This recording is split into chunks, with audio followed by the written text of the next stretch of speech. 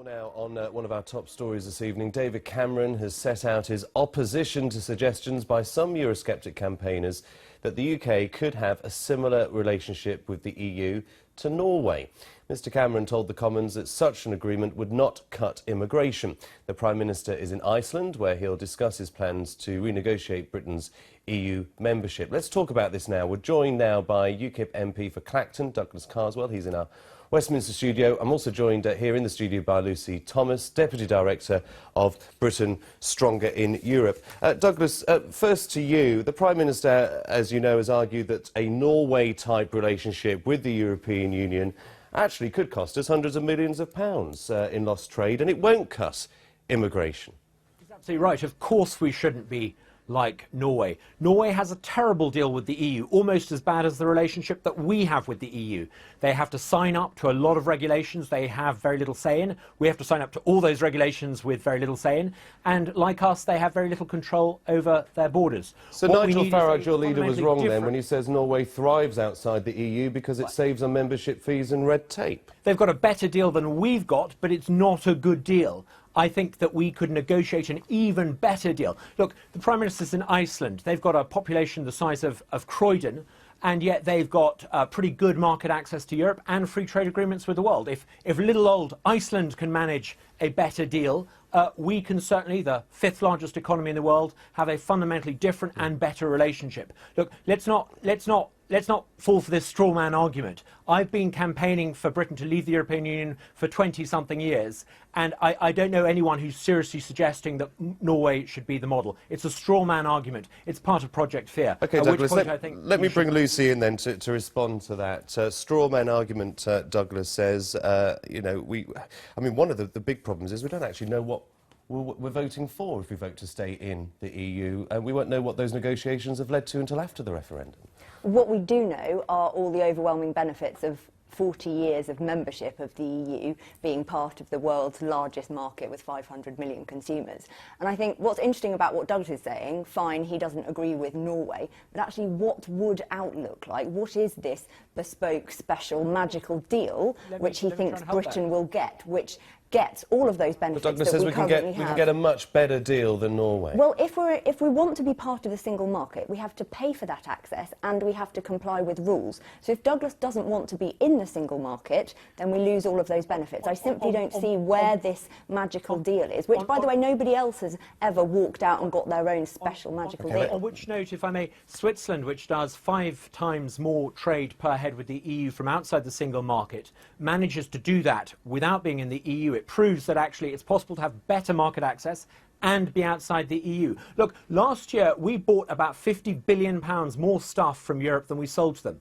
That gives lie to the idea that the European Union is going to put restrictive barriers on cross-channel trade from which it is the principal beneficiary. We can leave the European Union and have better market access. So you're saying you'd like to be like Switzerland? Well, our financial services sector would no longer benefit from the single financial passport. Global banks who are based here have said they would consider relocating, and they're actually already looking at properties overseas. I think you'll find the chairman of Lloyds Bank actually said he was pretty relaxed about leaving. Now, Switzerland, they have a thriving financial sector. 84% have said they'd reconsider. I mean, Switzerland does have a thriving financial sector, but I think we can go even better than Switzerland. If little old Switzerland with 8 million people can get a better deal with the EU, then we with 60 plus can get an even better deal. And you know what, Lucy? Outside the European Union, we can have free trade agreements with China and countries where the growth is. That's actually, the Chinese Premier was here this week and said he values our membership of the EU. I'm not sure we have the clout of negotiating a free trade deal on our own with 65 million people compared to 500 million people in the EU. We would get a better deal as part of Europe than Iceland, with 300,000 people, the size of Croydon, has a free trade agreement with China, and I think that gives lie to the idea that in order to trade, you need to be part of a big trade bloc. Trade happens when a seller and a buyer find it's their mutual advantage to buy and to sell. Now, you don't need to be part of a trade bloc. If that was the case, then how come Iceland, with the population of 300,000 people, now has a free trade agreement with China with a population of 1.4? On what terms, though? What kind of a deal would we get negotiating on our own? The Swiss free trade deal with China, it took 10 years for the Chinese market to open up to Swiss goods, and the Swiss had to open up their market immediately to Chinese goods. So it's a one-sided deal. Are you saying we're going to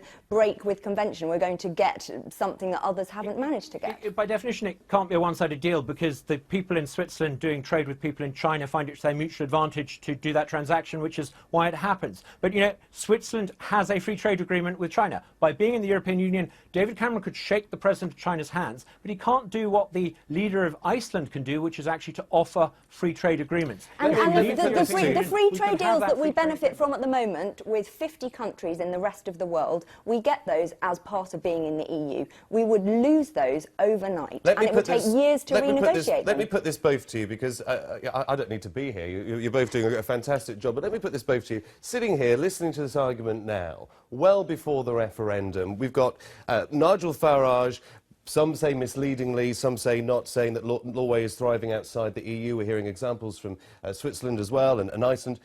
Does this not present a case for the referendum actually to be brought forward? So we can get a consolidated campaign from both camps, instead of this trickle of information, which is sometimes confusing and misleading. Lucy first. Well, I mean, I think there's a process of reform underway, and that will take however long it takes. And actually, I think over the years, those on my side of the argument haven't really put the case in the way that they could have done. It's a harder argument for you to put forward. I think there have been lots of sort of scaremongering stories, and Brussels has done this, and these horrible decisions have been taken. I say that because your argument is more complicated, isn't it, to put forward?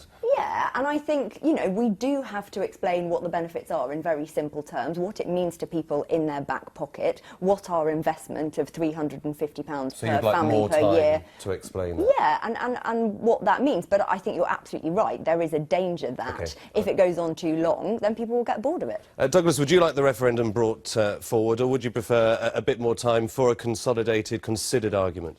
Let's go long on this, and the reason is because we see today that David Cameron has given up on trying to win the referendum on the basis of a New Deal. He's resorting to Project Fear. There is no New Deal. He's trying to justify remaining part of the EU on the basis of the current terms, and the more obvious that becomes, the more obvious it becomes that he's got an empty proposition to put to us, the easier it will be to win over the undecideds. And the more we see of the